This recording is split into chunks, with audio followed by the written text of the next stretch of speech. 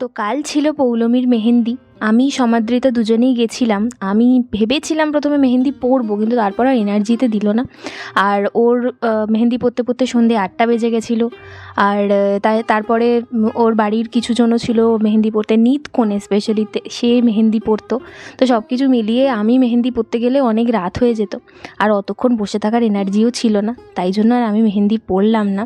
আর কালকের মেহেন্দির ব্লগটা অলরেডি আজ সকালবেলা আমি আপলোড করে দিয়েছি। আমি দিয়ে দিচ্ছি নিচে অ্যাটাচ করে রিলেটেড ভিডিও সেকশনে, তোমরা যাও গিয়ে দেখে নাও। এই যে সমাদৃতা বসেছিল এখানে, আর ও তো যেতে পারেনি, মানে যখন না ওকে পৌলমীকে আইবুড়ো ভাত খাইয়েছিলাম সেই জন্য কালকেও গেছিলো। আর এই দেখো না, নিতকোণের মেহেন্দিটা দেখো এত সুন্দর হয়েছে। আর যে মেহেন্দি পড়াচ্ছিল পায়েল, ও আমাদের পাড়াতেই থাকে, আমি জানতাম না এত সুন্দর কাজ ওর হাতের।